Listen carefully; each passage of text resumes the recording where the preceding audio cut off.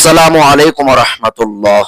সম্মানিত প্রিয় দর্শকবিন্দু, আশা করি আপনারা সকলেই আল্লাহর অশেষ মেহেরবানি ও দয়ায় ভালো আছেন। সম্মানিত প্রিয় দর্শকবিন্দু, পৃথিবীতে এমন একজন নবী দুনিয়াতে এসেছিলেন যিনি ধৈর্যের চরম পর্যায়ে পৌঁছে গিয়েছিলেন, যাকে আল্লাহ রাব্বুল আলামিন রোগাক্রান্ত করে রোগের চরম পর্যায়ে পৌঁছে দিয়েছিলেন। হ্যাঁ, ঠিকই শুনছেন, বলছিলাম হযরত আইয়ুব আলাইহিস সালামের কথা।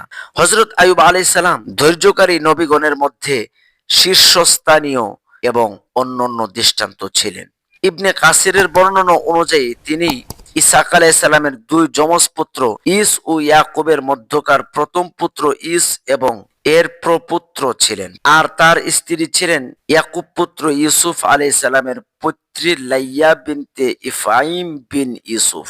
আবার কেউ বলেছেন রাহমাহ, তিনি ছিলেন স্বামী ভক্তি ও পতি পরায়ণতায় বিশ্বের এক অতুলনীয় দৃষ্টান্ত। বাংলাদেশে তিনি বিবি রহিমা নামে পরিচিত। তার প্রতি ভক্তি বিষয়ে উক্ত নামে জনপ্রিয় উপন্যাস সমূহ বাজারে চালু হয়েছে, অথচ এ নামটির উৎপত্তি কাহিনী নিতান্তই হাস্যকর। পবিত্র কোরআনে সূরা আম্বিয়ার 84 নম্বর আয়াতে আল্লাহ তাআলা বলেছেন, রহমাতাম মিন ইনদিনা, আমি আল্লাহ আইয়ুবকে আরো দিলাম আমার পক্ষ হতে দয়া প্রবেশ। বাক্যাংশের রহমাতান বা রাক্কা এই শব্দটিকে রহিমা করে এটিকে আইয়ুবের স্ত্রীর নাম হিসেবে একদল লোক সমাজে চালু করে দিয়েছে। ইহুদি নাসারাগণ যেমন তাদের ধর্মগ্রন্থের শাব্দিক পরিবর্তন ঘটাতো, এখানেও ঠিক এরূপ করা হয়েছে। অর্থাৎ আল্লাহ যেন বলেছেন যে আইয়ুবের স্ত্রী রহিমা তার স্বামীকে ছেড়ে চলে গিয়েছিল। বস্তুত এটি একটি উদ্ভট ব্যাখ্যা ছাড়া আর কিছু নয়। মূলত আইয়ুবের স্ত্রীর নাম কি ছিল সে বিষয়ে সঠিক তথ্য কোরআন বা হাদিসে নেই। এ বিষয়ের ভিত্তি হলো ইহুদি ধর্ম নেতাদের রচিত কাহিনী সমূহ, যার উপরে পুরোপুরি বিশ্বাস স্থাপন করাটা নিতান্তই ভুল। তাফসীরবিদ ও ঐতিহাসিকগণ আইয়ুবের জনপদের নাম বলেছেন হুরান অঞ্চলের বাসানিয়াহ এলাকায়, যা ফিলিস্তিনের দক্ষিণ সীমান্ত বরাবর দামেস্ক ও আজরুআত এর মধ্যবর্তী এলাকায় অবস্থিত।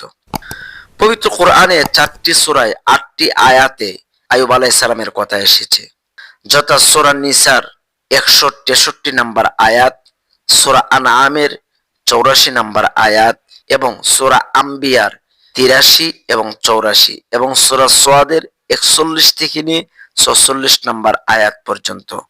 আল্লাহ তাআলা বলেন, ওয়া আইয়ুবা ইয নাদা রাব্বাহু আন্নী মাসসানিয়াদ দুররু ওয়া আনতা আরহামুর রাহিমিন ফাস্তাজাবনা লাহু ফাকাশাফনা মা বিহি মিন দুররি ওয়া আতাইনাহু আহলাহু ওয়া মিসলাহুম মাআহুম রাহমাতাম মিন ইনদিনা ওয়া যিকরা লিল আবিদিন। আল্লাহ তাআলা বলেন, আর স্মরণ করো আইয়ুবের কথা, যখন তিনি তার পালনকর্তাকে আহ্বান করে বলেছিলেন, আমি কষ্টে পতিত হয়েছি এবং আপনি সর্বোচ্চ দয়াশীল।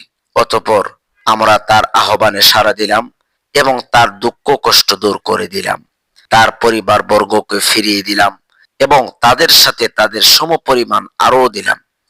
আমাদের পক্ষ হতে দয়া প্রবেশ, আর এটা হলো ইবাদতকারীদের জন্য উপদেশ স্বরূপ। সূরা আম্বিয়া। অন্য জায়গায় আল্লাহ তাআলা বলেন, উযকুর আবদানা আইয়ুব ইয নাদা রাব্বাহু আন্নী মাসসানিয়াশ শাইতানু বিনুসবি ওয়া আযাব উরকুদ বিরিজলিকা হাযা মুগতাসালুম বারিদু ওয়া শারাব ওয়া ওয়াহাবনা লাহু আহলাহু ওয়া মিসলাহুম মাআহুম রাহমাতাম মিন্না ওয়া যিকরা লিউলিল আলবাব ওয়া খুয বিয়াদিকা দু'সান ফাদরিব বিহি ওয়া লা তাহনাস ইন্না ওয়াজাদনাহু সাবিরা নি'মাল আবদু ইন্নাহু আওয়াব।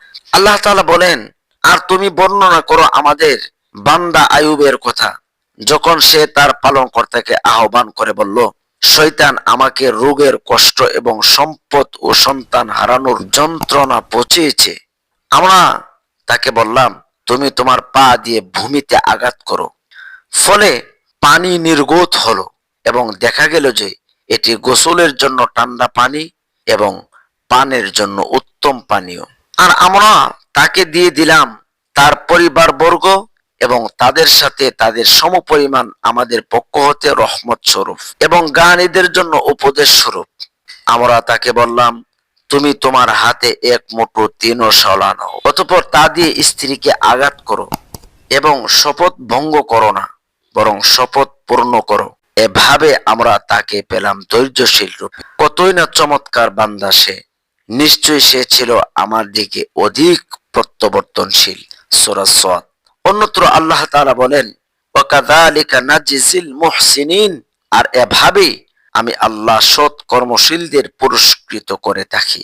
অতঃপর আবু হুরায়রা রাদিয়াল্লাহু তাআলা আনহু কর্তৃক বর্ণিত হাদিসে রাসূল সাল্লাল্লাহু আলাইহি ওয়াসাল্লাম বলেন, আইয়ুব আলাইহিস সালাম একদিন নগণ্য অবস্থায় গোসল করেছিলেন, অর্থাৎ বাথরুম ছাড়া খোলা স্থানে। এমন সময় তার উপরে সোনার টিটটি পাখি সমূহ এসে পড়ে।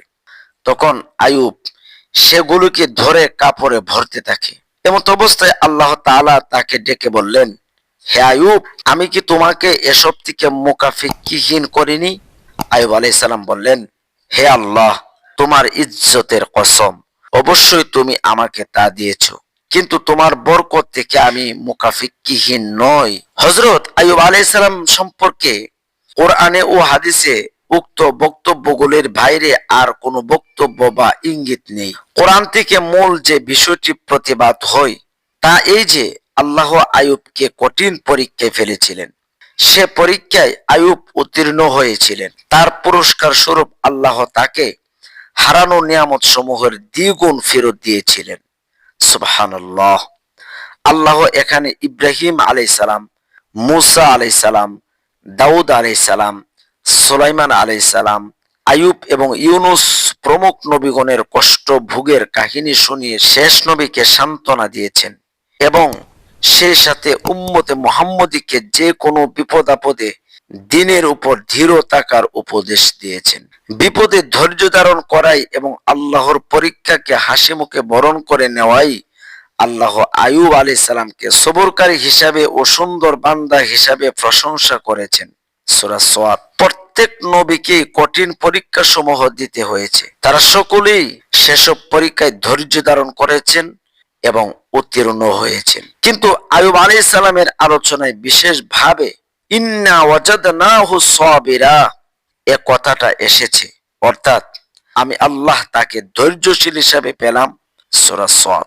এই বলার মধ্যে ইঙ্গিত রয়েছে যে আল্লাহ তাকে কঠিনতম কোনো পরীক্ষায় ফেলেছিলেন, তবে সে পরীক্ষা এমন হতে পারে না যা নবীর মর্যাদার খেলাফ ও স্বাভাবিক ভদ্রতায় বিপরীত এবং যা ফাসেকদের হাসি ঠাট্টার খোরাক হয়। যেমন তাকে কঠিন রোগে ফেলে দেহে পোকা ধরানো, দেহের সব মাংস খসে পড়া, পচে ঘলে দুর্গন্ধময় হয়ে যাওয়ায় ঘর থেকে বের করে জঙ্গলে ফেলে আসা, 18 বা 30 বছর ধরে রোগ ভোগ করা, আত্মীয় স্বজন সবাই তাকে ঘৃণা ভরে ছেড়ে চলে যাওয়া, সবই নবী বিদ্বেষী ও নবী হত্যাকারী ইহুদি গল্পকারকদের বানোয়াট মিথ্যাচার ছাড়া আর কিছু নয়। ইহুদি নেতাদের কুকীর্তির বিরুদ্ধে যখনই নবীগণ কথা বলেছেন, তখনই তারা তাদের বিরুদ্ধে খস্ত হয়েছে এবং যা খুশি তাই লিখে কিতাবে ভরেছে। ধর্ম ও সমাজ নেতারা তাদের অনুসারীদের বোঝাতে চেয়েছে যে নবীরা সব পথভ্রষ্ট, নাউজুবিল্লাহ। সেজন্যই তাদের উপরে আল্লাহর গজব এসেছে। তারা এরকম ভাবে বলেছে, তোমরা যদি তাদের অনুসারী হও তাহলে তোমরাও অনুরূপ ভাবে গজবে পড়বে। এ ব্যাপারে মুসলিম মুফাসসিরগণ ধোঁকায় পড়েছেন এবং ওইসব ভিত্তিহীন কাল্পনিক গল্প সাহাবী ও তাবিঈগণের নামে নিজেদের তাফসিরের কিতাবে জমা করেছেন। এ ব্যাপারে সাহাবী ইবনে আব্বাস রাদিয়াল্লাহু তাআলা আনহু এবং তাবিঈ ইবনে শিহাব জুহরির নামে বেশি বর্ণনা করা হয়েছে, যে সবের কোনো সহিহ ভিত্তি নেই। এখন আমরা আইয়ুব আলাইহিস সালামের বিষয়ে কোরআনী বক্তব্যগুলির ব্যাখ্যায় মনোনিবেশন করব। সূরা আম্বিয়া ও সূরা সাদের দুই স্থানে আইয়ুব আলাইহিস সালামের আলোচনার শুরুতে আল্লাহর নিকটে আইয়ুবের আহ্বানে ইযনাদা কথা আনা হয়েছে। তাতে ইঙ্গিত রয়েছে যে আইয়ুব নিঃসন্দেহে কঠিন বিপদে পড়েছিলেন, যেজন্য তিনি আকুতি ভরে আল্লাহকে ডেকেছিলেন। আর বিপদে পড়ে আল্লাহকে ডাকা ও তার নিকটে বিপদ মুক্তির জন্য প্রার্থনা করা নবুয়তের শানের খেলাফ নয়, বরং এটাই যে কোনো অনুগত বান্দার কর্তব্য।